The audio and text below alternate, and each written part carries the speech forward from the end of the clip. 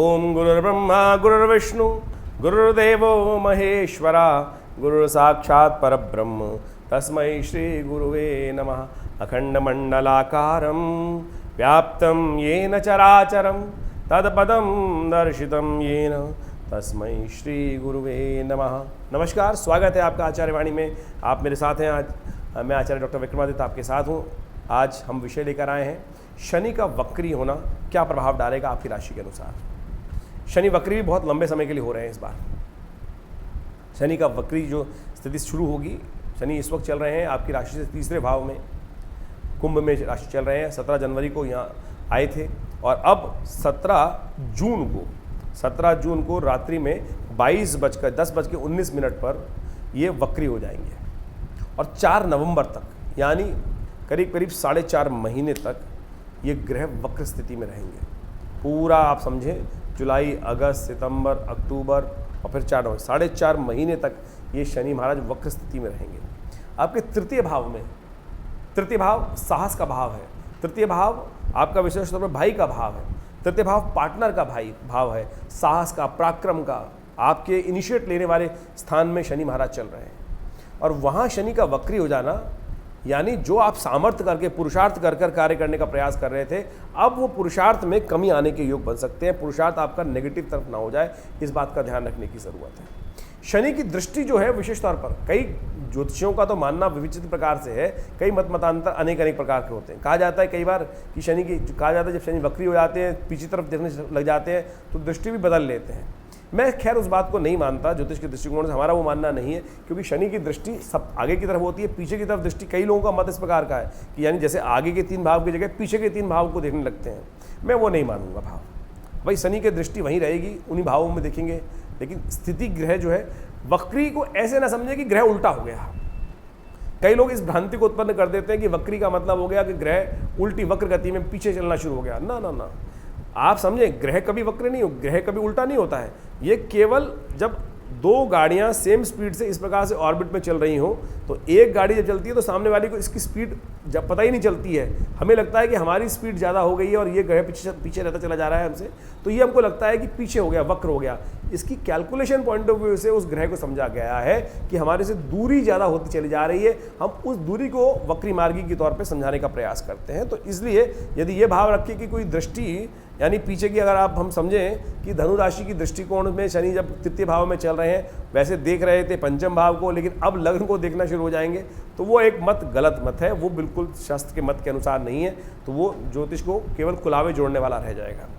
अब शनि वक्र गति में हो जाएंगे तो इसको समझें कि क्या होगा कि जो प्रोग्रेस हो रही थी, साहस में थोड़ा बढ़ोतरी की, मंगल इस वक्त क्षीण होने की वजह से वो साहस में कमी कर रहे हैं, लेकिन शनि महाराज साहस, शनि कहा है शनि शनि, धीरे धीरे कार्य करने वाले ग्रह, और ऐसे में जब साहस में आ रहे थे तो साहस में थोड़ा सा आलसी बना सकते हैं, लेकिन स्वग्रही है तो इसलिए थोड़ा सा इनिशिएट करने का प्रयास करेंगे तो बहुत सुंदर तरीके से उसका लाभ मिल सकता है।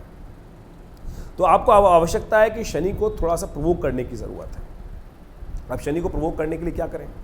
शनि प्रवोक विशेष तौर पे होंगे तो उनको शांत करने के लिए सबसे बढ़िया रहता है कि हनुमान जी का पाठ करें। देखिए शनि का कॉम्बिनेशन जो इस वक्त बन रहा है वो विशेष तौर पर, वक्री तो हो ही रहे हैं, शनि देख रहे हैं धर्म के प्रति भी, धर्म में अपनी दृष्टि डाल रखे हैं। शनि देख रहे हैं यहाँ पर विशेष तौर पर आपके 12वें भाव को भी, धर्म में भाव डालने से, धर्म से आपको विमुख ना कर दें, इस बात के कॉम्बिनेशन बन सकते हैं। तो ऐसे में आपको विशेष तौर पर अपने आप को जगाए रखने का प्रयास करना है। शनि का जो कॉम्बिनेशन इस वक्त बनेगा मंगल के साथ, वो एक स्थिति आपके लिए थोड़ा कष्ट में हो सकती है। जब शनि महाराज 17 तारीख को वक्री होंगे, उन दिनों मंगल की जो स्थिति रहेगी वो समझें 30 तारीख तक मंगल कर्क राशि में चलने वाले हैं। वो षडाष्टक योग बनाएंगे, मंगल बहुत कमज़ोर रहेंगे और वो विशेष तौर पर षडाष्टक योग अशुभ बनाते हैं। शनि वक्री होना इतना अशुभ नहीं है आपके लिए, लेकिन जो गोचर के साथ शनि का जो कॉम्बिनेशन मंगल के साथ होगा, उसके बाद 30 तारीख को जो शनि महाराज हैं वो मंगल के साथ बिल्कुल सामने आ जाएंगे, मंगल के बिल्कुल, और सिंह में मंगल प्रवेश करते ही शनि सप्तक योग बन जाएगा, समसप्तक योग। ये युद्ध की स्थिति दिखाता है, अंतर्द्वंद की स्थिति दिखाता है, करूं ना करूं, साहस करूं ना करूं, धर्म कार्य करना चाहिए नहीं करना चाहिए, हर चीज में अंतर्द्वंद, मन मस्तिष्क में अंतर्द्वंद, ये स्थिति कष्ट के योग बनाती है। ऐसे में आपको बहुत सावधानी के साथ उपाय करें। आपकी राशि के अनुसार से हमें सबसे बढ़िया ये चीज़ दिखाई देती है कि आपको अपने शनि महाराज को ठीक करने के लिए कुछ उपाय खास तौर पे करने का प्रयास करना चाहिए। एक तो हर शनिवार को हनुमान जी के मंदिर में जाकर चोला चढ़ाएं, शनि स्तोत्र का पाठ करें।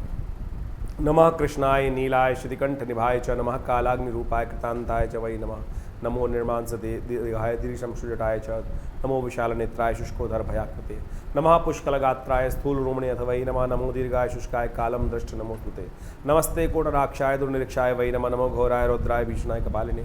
ये जो शनि स्तोत्र है, ये दशरथकृत शनि स्तोत्र है। इसका नित्यपति पाठ करने से इस शनि के अंश प्रभावों को दूर करने के आप अच्छे से कॉम्बिनेशन बना सकते हैं। तो यथाउचित भाव से इनको करने का प्रयास करें। और तो और शनि जब आगे परिवर्तन का योग बनाएंगे, जब मंगल परिवर्तन का योग बनाएंगे, करीब करीब 18 अगस्त तक मंगल जो है वो सामने सिंह राशि में रहेंगे, उसके बाद चले जाएंगे कन्या राशि में, फिर वो सप्तक योग बन जाएगा। तो यानी जब तक शनि वक्री रहेंगे और तब तक ये शनि मंगल का टकराव किसी ना किसी रूप में चलता रहेगा। ऐसे में कुछ खास उपाय आपको लगातार करने की आवश्यकता है।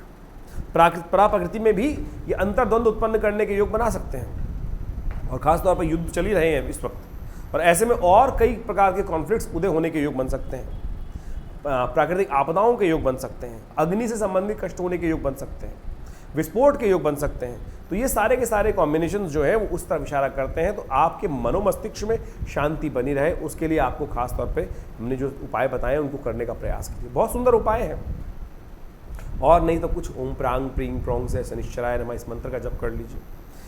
ये बहुत सुंदर तरीके से आपको आपके कष्टों को दूर करने वाला रहेगा। तो ऐसे में सबसे बड़ा बात आपको ये ध्यान रखनी है कि अपने आप को धर्म के साथ जोड़ के रखना है, आलस से नहीं होना है। कई क्या कर सकता है शनि महाराज, ऐसे में जब वक्री हो सकते हैं, तो देखिए शनि प्रतीक किसका माना जाता है, आलस का प्रतीक माना जाता है। दिन भर नहाएंगे नहीं, शाम को जाके नहाएंगे। अब ये शनि का ही प्रतीक है, खास तौर पर साहस में वृद्धि नहीं करेंगे। कई सारी बात हो जाती है। अब आजकल समय चल रहा है कि घर से जॉब करने का, अब शनि महाराज साहस तृतीय भाव में आ गए हैं, तो क्या कर रहा है, आलसी बना रखा है व्यक्ति को। शनि चढ़ा हुआ किसको मानते हैं, अब सुबह से शाम तक नहाए नहीं, शाम को जाके नहाए, न धर्म का नाम, न भगवान का नाम, न कुछ, तो फिर क्या शनि चढ़ा हुआ मानते हैं सब चीज़ों को। शनि ये आपके लिए कोई अशुभ भाव उत्पन्न कर रहा है। शुभ सुबह सुबह स्नान का समय, पवित्र होकर भगवान का स्तवन कर कर फिर अपने कार्यों में लगना चाहिए। लेकिन आजकल ये शनि आपको क्या कर देगा, आलसी बना देगा। चाहे बुद्धि के स्थान में, हर चीज़ में हम कर लेंगे ना, करेंगे, हम करने में क्या दिक्कत है, हम करेंगे, बिल्कुल करेंगे। घर वाले कह रहे हैं कर लो भैया, ये काम करवा दो, ऐसा करो, हाँ करेंगे ना, हम बिल्कुल करवा रहे हैं, कोशिश चल रही है, कर रही है, कर लो, ये स्थिति बने। नहीं तो अंतर्द्वंद बृहस्पति जो शनि महाराज जो है वैसे ही आपके लिए, और आप माने वक्री होने के बाद और ज़्यादा स्लो कर देगा, आपको सांस में और कमी लाने के योग बना देगा। तो इन सब चीज़ों को समझते हुए आपको कार्य करने की आवश्यकता है। इसके साथ साथ और भी बहुत चीज़ें देखने की आवश्यकता है। ये तो हमने आपको पूरी ग्रहों की स्थिति बनाई गोचर के दृष्टिकोण से। इसके अलावा आपकी राशि में क्या ग्रहों की स्थिति है, कौन सी दशा चल रही है, उन सबको देखने के बाद ग्रहों की स्थिति को समझते हुए फिर हम बहुत अच्छे से समझ सकते हैं। नहीं तो क्या होता है कि बहुत सारे लोग बाद में आते हैं, बताते हैं कि भाई साहब पंडित जी महाराज आपने जन्मपत्री देखी थी और आपने कहा था शादी मत करना, नहीं तो कष्ट होने के योग बन जाएंगे। और फिर वो कहते हैं नहीं ऐसा कुछ नहीं होता है, और फिर वो जब कष्ट होता है तब बाद में आके बताते हैं। एक व्यक्ति है हमारे पास, बहुत अच्छे हैं व्यक्ति, बहुत पुराने हमारे मिलने वाले हैं, उनको जब भी हर चीज़ पूछ के करते हैं, लेकिन करते हैं अपने मन से। भैया पर क्यों करते हो, जब करते अपने मन से हो और फिर बाद में कष्ट में फंसते भी हैं और फिर आगे बताते हैं कि गलत हो गया महाराज। तो कोशिश ये करें भाई, ज्योतिष के दृष्टिकोण से प्रैक्टिकल रूप से समझते हुए कार्य करने का प्रयास करें। ज्योतिष निश्चित नहीं है, ज्योतिष के योग निश्चित नहीं है कि ये होंगे रहेंगे। योग बना रहा है, योग को आप परिवर्तित कर सकते हैं अपने सदकर्म से। ऐसा समझें कि ग्रह के दृष्टिकोण से आपने जब जिस जन्म पे आपने ग्रह पे जिस समय पे आपने जन्म लिया, उस समय के द्वारा आपके जीवन में एक भाग्य का निर्णय आया कि इस समय पर ये घटनाएं आपके साथ घटेंगी। अब आप समझें, आपने उस जन्म होने के बाद शुभ भी बहुत सारे कार्य किए, अशुभ भी कार्य किए। अशुभ होगा तो वो आपके जीवन में उसमें परिवर्तन आने के योग बनेंगे, शुभ करेंगे तो आपके जीवन में उन सब चीज़ों को, अशुभ को खत्म करके शुभ की तरफ ले जाने के योग बन सकते हैं। बहुत सारी कुंडलियां हम देखते हैं इस प्रकार से कि जिनकी कुंडली में भयावह योग है लेकिन वो घटना नहीं घट रही, और जब उनके जीवन पर चरित्र हल्का सा दृष्टि डालते हैं तो उन्होंने शुभ इतने कर दिए इस जीवन में कि वो अशुभ जो था वो लोप हो गया। यही कॉम्बिनेशन है। यही बात आपको समझने की आवश्यकता है कि कौन से कार्यों से, जब हम पंडित जी के पास आते हैं, हम ज्योतिषी बताते हैं आपको भाई ये उपाय कर ले, तो कॉम्बिनेशन तो नहीं बदला ना, कॉम्बिनेशन तो वही का वही रहा, लेकिन उपाय किया ना आपने, उस उपाय से वो जो कष्ट था वो दूर हो गया। जैसे गर्मी पड़ रही है बाहर, आपने अपने कमरे में उस गर्मी से बचने के लिए एसी लगा लिया, तो गर्मी स्थिति अगर डायरेक्ट धूप में बैठे रहते, कहते हम तो कुछ कर ही नहीं सकते हैं, सनस्ट्रोक होता और फिर धूप के ताप से कष्ट होने के योग बनते, स्किन खराब हो जाती, कई प्रकार के स्ट्रोक हो जाते हैं। लेकिन आपने अपने प्रयास से, कर्म से, मेहनत कर कर सुंदर व्यवस्था बना ली, आपके कष्ट योग तो वैसा का वैसा रहा, लेकिन आप उसे छाया पात्र प्राप्त कर लिया, आपने अपना कवच प्राप्त कर लिया। यही मंत्र का प्रयोग है, यही अनेक प्रयोगों से आपको लाभ प्राप्त होता है। लेकिन इसके लिए विचार विमर्श, बहुत गहन अध्ययन चाहिए, आपकी जन्मपत्री को समझते हुए, बहुत चीज़ समझते हुए।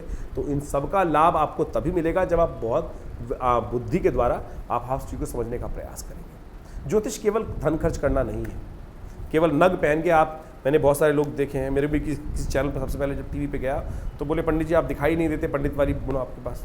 मैंने कहा जी क्या मतलब? बोले जी आपने मालाएं नहीं पहन रखी, आपने हाथ में बहुत सारे नग नहीं पहन रखे, तो आप ज्योतिषी लगेंगे कैसे? भैया हमने कहा भी ज्योतिष का मतलब नग बेचना कब से हो गया? सुनार नहीं बन जाता। अगर नग ही पहनने के काम कर रहा होता तो सुनार बन जाता। अगर माला ही पहन के कार्य करना था तो मैं स्वांग रचने आया हूं या क्या करने आया हूं? अपने बाहुबल पर, अपने विज्ञान पर, अपनी बुद्धि पर विश्वास करने का प्रयास करें। इन नगों से चमत्कार होता है, मैं ये नहीं कह रहा नगों से चमत्कार नहीं होता, लेकिन सबसे बड़ा चमत्कार आपके मनो मस्तिष्क सेल्फ कॉन्फिडेंस से होने वाला है। और ज्योतिष के माध्यम से आप उस चीज़ को समझ सकते हैं, जैसे आप मौसम को समझ सकते हैं कि आज गर्मी का प्रभाव है, आज बारिश होने वाली है, आज ये तूफान आने वाला है, तो उससे पहले हम व्यवस्था कर लें चीज़ों को। विज्ञान गलत नहीं है, विज्ञान अंधविश्वास नहीं है, विज्ञान आपको क्लियरवॉयंस देता है, आपको आगे आने वाले समय को दर्शाने का प्रयास करता है। जो इन सब चीज़ों का लाभ लेना चाहते हैं वो लाभ लेकर कल्याण का मार्ग प्रशस्त कर सकते हैं। कुछ लोग हैं जिनके मन में केवल कुटिलता ही भरी है, केवल वो स्थिति की अज्ञानता ही उत्पन्न करते हैं। तो ज्योतिष विज्ञान है जो आपके लिए, आपके कष्टों को दूर करने के लिए बनाया गया है। इसका लाभ आप लेते हुए कार्य करें। तो धनु राशि वालों, आपकी हिसाब से जो शनि का वक्री होने वाला है, ये आपकी हर गति में स्लोनेस लाने के योग बनाएगा, तो इसको आपको ठीक करने की ज़रूरत है। अन्यथा एक बात समझ लीजिएगा, गति बहुत स्लो हो जाएगी आपकी, कॉन्फ्लिक्ट करने का योग बनाएगा मंगल के साथ। तो इनके रास्ते हैं बहुत बढ़िया तरीके से, आप इन सब चीज़ों को करने का प्रयास करें तो आपको सबसे बढ़िया ये रहेगा, क्योंकि मंगल और शनि का जो कॉम्बिनेशन बन रहा है, इसके लिए ही आपको उपाय करने की आवश्यकता है। और धनु राशि वालों के लिए सबसे श्रेष्ठ इस वक्त हमें दिखाई देता है कि खास तौर पर सबसे पहले आपको जो उपाय करने की आवश्यकता है, सुबह सुबह जल्दी से धर्मरत, हर रोज़ नित्य प्रति आप धर्मरत कार्य करने का प्रयास करें। मैं कहूँगा सबसे पहले जल्दी उठे और धर्म में कार्य करें, भगवान का शिव का नित्य प्रति अभिषेक करें, भगवान शिव का विशेष तौर पे जलाभिषेक करने की आदत डाल लें। और सुबह सुबह आप कोशिश ये करें अच्छे से पवित्र होकर काम करें। ये नहीं कि बहुत लंबे 11 बजे के बाद उठ रहे हैं। सबसे पहला उपाय मैं आपके लिए, आपकी राशि के हिसाब से दिशाई देता हूँ कि हर रोज़ भगवान सूर्य को, भगवान सूर्य शनि के पिता हैं और इस समस्त सौरमंडल के राजा हैं, तो आपको सबसे अच्छा ये रहेगा कि आप सबसे पहला नियम कि सूर्योदय के आसपास उठकर भगवान सूर्य को जल देने की आदत डालें। ये सबसे श्रेष्ठ उपाय रहेगा। मैं प्रैक्टिकल उपाय बताने में बिलीव करता हूँ, मैं ऐसे उपाय बताने में बिलीव नहीं करता हूँ। मैंने हर चीज़ को देख लिया, कहाँ कौन सा कष्ट होने के योग है, तो उसको कैसे आप ठीक कर सकते हैं। यदि आप समझ के कार्य कर लेंगे तो बहुत सुंदर तरीके से आप इसका लाभ ले लेंगे। तो आशा करता हूँ इन सब चीज़ों को आप बुद्धिमानी से समझने का प्रयास करेंगे। हमारी ज्योतिष बिल्कुल अलग प्रकार की ज्योतिष है। हम नहीं बेचते कोई चीज़, ना हमें बेचने का कोई शौक, ना हम, केवल हमारा विश्वास इसमें है कि सही रूप से ग्रहों का प्रभाव को समझें और उसको अपने जीवन में उतारने का प्रयास करें, तो जीवन में कल्याण का मार्ग प्रशस्त होगा। धन्यवाद।